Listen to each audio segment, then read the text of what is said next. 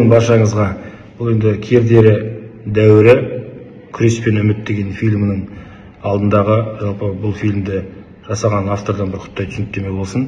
Енді бұл идея қайдан келді? Бұл идея осы 2025 жылы шілде айында Кердері руының 3 томдық шежіресін жазған Күләш апамыз Ақтөбеден Орал қаласына келген болатын. Сол кезде кездесіп әңгіме барысында осы бірінші томдағы Кердері руының шежіресінде жазған тарихи оқиғаны театрлық көрініс көрсеткісі келетінін бір арманы болды ол кісінің. Құру үшін, ондай көріністі құру үшін бізге актер қажет болды, оған режиссер қажет болды, бір топ команда керек болды. Оны енді бір топ команда болғаннан үлкен қаражат керек, оның жататын орны, ішетін тамағы, көріністі көрсету үшін үлкен қиындық туғызатынын білдік біз. Сосын кинолардың үзінділерін алатын боламыз деп келістік. Кинолардың үзінділерін алсақ, бұл авторлық құқықпен қорғалған барлық. Кейін сосын Instagram, TikToktардан қарап отырып, осы кейін жасанды интеллект деген жаңа дамып жатқан сала бар екен, сол салаға жүгінетін болдық. Енді жасанды интеллект көбіне мынау Еуропаға қарай бағытталған, көбіне мынау қазақи менталитеттерді, қазақи нелерді, салт дәстүрлерді көп түсіне бермейді. Енді жаңа дамып жатқан сала болғаннан кейін. Сосын зорлық-зомбылықты, қан деген секілді соғыстың көріністері, адам өлімі көріністерін көп көрсете бермейді. Барынша баламалап алдық. Содан жасанды интеллектпен жасауға кірістік. Бұл тамыз айының аяғында сценарий Ақтөбеден Күләш апа маған орысшасын, ағылшыншасын жіберді. Өйткені оны жасанды интеллектке енгізу керек. Жасанды интеллект оны түсініп, бізге сол бағытта көріністерді көрсетіп беру керек болатын. Содан тапсырма келді. Қыркүйек айында жұмыс басталды. Сонымен ол жұмыс тоқтап қалды сәл. Осы қыркүйек айының аяғына қарай сол жұмысты қайтадан қолға алдық. Барынша шынайы тырыстық, барынша көрсетуге тырыстық. Барлығы да ақылы сайттармен жұмыс жасалдық. Қаражатын өз қалтамнан шығарып, осы көріністі аралдың 5-ші құрылтайына қалайда бітіріп жеткізу мақсат болды. Жеткіздік те, көрсеттік те, өз тарихымызды өзіміз түгендеп болған оқиғаны барынша шынайылық беруге тырыстық. Енді қараңыздар, көріңіздер, бағасын беріңіздер. Бұл біздің тырнақалды жұмысымыз. Және де Кердері руында болған тарихи оқиғаларымыз болса, білетін аталарымыз, әжелеріміз айтқан секілді, үлкендеріміз айтқан сол оқиғалар болса, комментарияға дұрыстап әдемілеп жазып кетіңіздер. Болашақта мүмкін дәл сол осы жасанды интеллектке сүйеніп жақсы фильм шығып қаларды. Болмаса сол тарихи оқиғаларды өрбітіп, әрмен қарай әдемілеп бір көрініс жасармыз. Ал сәттілік баршаңызға, тамашалаңыздар.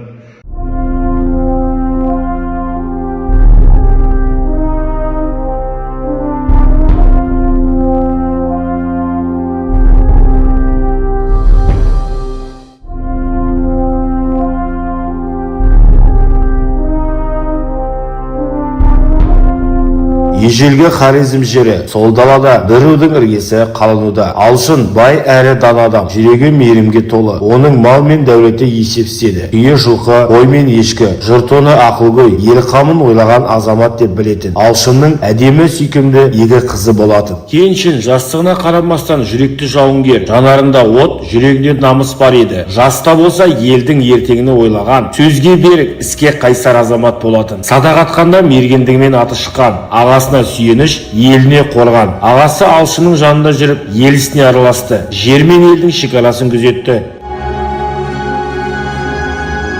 Тыныш жатқан елге кенет қара бұлт үйірілді. Кеше ғана бейбіт өмірдің тынысын сездірген дала енді қаптаған жаудың дүбірінен дүрілдеп тұрды. Жоңған шапқыншылығы басталды. Дала төсін шаңмен айқай, найзамен от басып қалды.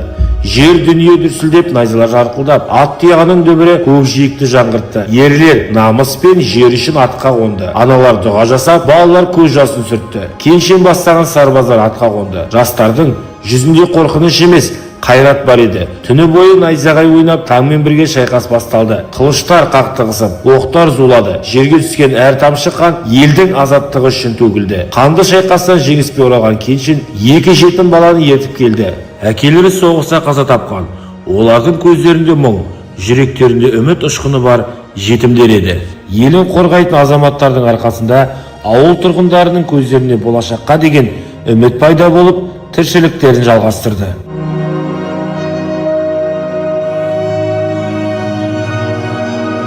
Бірақ бұл тыныштық ұзаққа созылмады. Алыстан ат дүбірі естілді. Қара бұлттай қаптаған жау тағы да жақындап келе жатты. Bir тұрманын алып Кеншин тағы атқа қонды. Қасындағы сарбаздары ел намысын арқалаған батыр әкелер мен ұлдар еді. Олардың жүзінде қорқыныш жоқ. Тек жер үшін, ел үшін деген жалынды рух бар еді. Жауды ойсырата жеңген Кеншиннің әскерлері жаудың бар байлықтары мен ел үшін жанын қиған батыр әкелердің ұлдарын, 4 жетімен панасыз қалған талай баланы ертіп келді.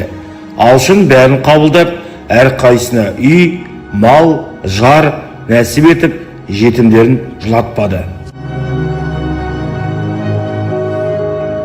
Жау кеткен соң дала қайта тыныштыққа бөленді. Сол тұста ауылдың іргесіне алғашы қаланың іргетасы қаланды. Бала-шаға бейбіт өмір сүрсін, ұрпақ-үрпейті мекен болсын деп, ауылдан қалаға қайта айналған алғашқы тіршілік ошағы пайда болды. Дала тылсым тыныштыққа шомған, бірақ сол тыныштықтың астында соғыс иісі сезілді. Кеншин мен оның сарбаздары тағы бір ауыр шайқасқа аттанды. Бұл шайқас бұрынғысынан да ауыр еді. Жаудың қарасы қалың, бірақ Кеншин артқа шегінбеді. Қан мен шаңның иісі ауаға араласты. Сол күні Кеншин мен оның 3 серігі ерлікпен қаза тапты. Қайғылы хабар ауылға жеткенде Алшынның жүрегі қан жылады. Жылдар бойы атқа қонған, иығын тіреген бауырынан айырылу оған ауыр соққы болды. Күн қызарып батып бара жатқан сәтте жеңіспен оралған сарбаздар Кеншиннің денесін алып келді. Қолдарында батырдың сауыт сайманы, сенім артқан бір жас сарбазы ерекше ілтипатпен алып қалды. Оның аты Кердері еді. Сол сәттен бастап Кердері дәуірінің тарихы басталды. Бір жыл өтті, дала тағы да тыныштыққа бөленген. Сол күні Алшын елді жинап, батыр Кеншиннің рухына ас беруді ұйғарды. Оның ерлігі елдің жанында. Алшын орнына баяу тұрып, бауырым Кеншиннің артында қалған бар байлығын 7 жігітке бөліп беремін деді Алшын. Кеншиннен қалған бар байлықты 7 жігітке бөледі. Кердеріге тиесілі Кеншиннің көк тұлпары еді. Сол сәтте 7 жігіт ортаға шықты, бата берді. Әрбірің бір атаның ұрпағысыңдар. Жаратқан ие жары болып, 7 шаңырақ, 7 рулы ел болыңдар. Елге тірек, жерге ие болыңдар. 6 жігіт 6 рудың іргесін қалауға кетті. Ал Алшынның жанында Кердері қалды. Кердері елінің жаңа дәуірі басталды. 7 ру өз шаңырағын көтеріп, қазақ елінің әр түкпіріне қоныс аударады. Әр ата баласы өз жерін тауып, жаңа қонысқа ірге тепті. Алшын қартая бастаған шағында елісін Кердерінің қолына тапсырады. Сол күннен бастап Кердері жанына Мыңбай мен Асубай сияқты сенімді ағайындары болды. Олар күні түн демей жылқы баптап, тұлпар өсіріп, жауынгерлерге арнап жүйрік ат дайындады. Кердері елінің жылқылары сұранысқа ие болып, көрші елдерден сатып алушылар көбейді. Кердердің аты Хорезмнен асып, бүкіл далаға жайылды. Оның даналығы мен еңбегі қазақ жұртына үлгі болды. Кердері тек ат белгілікпен емес, балық өсірумен, жер өңдеумен, ел тұрмысын жақсартумен айналысты. Өзен бойында арналар қазылды, балық шаруашылығы өркендеді. Ауыл әйелдері түйе жүнін илеп, текемет басып, көрпе тікті, жүннен киім тоқып, тұрмысқа сән қосты. Ерлер қыш құйдырып, кірпіш құйды, жаңа үйлер тұрғызды. Ет пен астық айырбасталды. Қытай мен көрші елдерге жеткізілді. Далада тіршілік пен еңбектің дауысы естіліп тұрды. Қазақ даласы тағы да шайқас алдында. Жау басып кірді, бірақ бұл жолы Кердері елі дайын еді. Кердері сарбаздары жан аямай айқасты. Әрқайсы туған жердің бір түйір топырағы үшін жанын беруге дайын еді.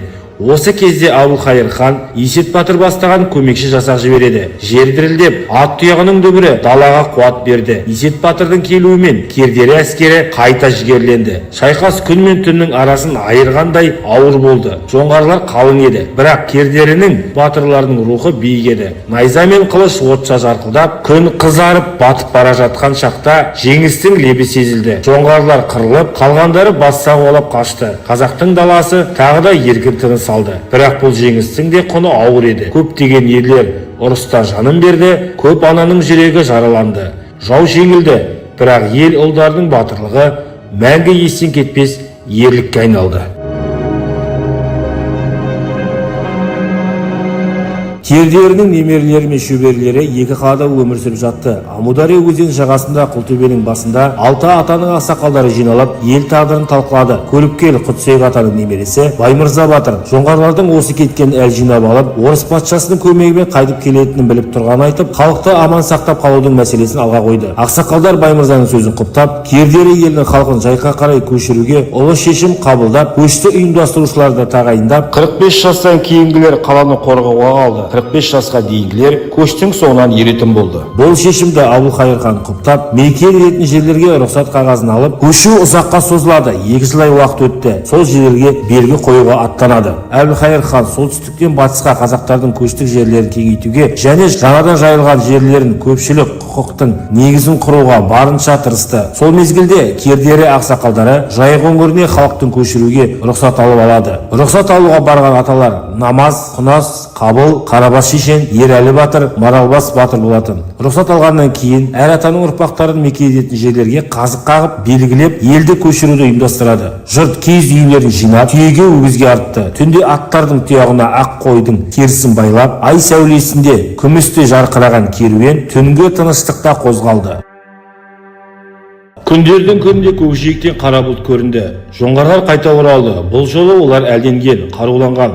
Соңғы шапқыншылықтан сабақ алған, бірақ Кердері елі де бұрынғыдай бейқам емес. Олар дайын еді. Әр ер, әр батыр өз орнын, өз борышын білетін. Кердері батырлары елін қорғауға қайта сап түзеді. Олары желбіреп, найзалары жарқылдап, жердің әр тасында ерлердің ізі қалды. Шайқас басталды. Дала тағы да дүбір мен отқа толды. Қанды шайқастың ең шешуші сәтінде батырлар дарияның шлюзін ашуға бұйрық береді. Қалың судың гүрілі далаға тарады. Амудария өз арнасынан асып, құтырған толқындармен жауға лап қойды. Су леп беріп, жоңғардың қолын шайып әкетті. Қашқаны қашты, қашалмағандары дарияның қағарына жұтылды.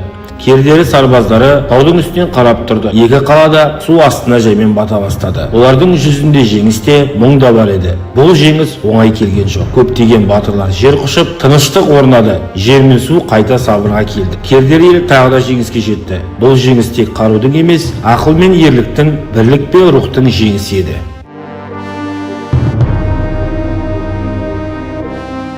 Кердері руы халқының өмірі әрқилы болды. Еңбекқор, бауырмашыл халық жайық бойына келіп орналасқаннан кейін де өмірдің тауқыметін бірдей көрді.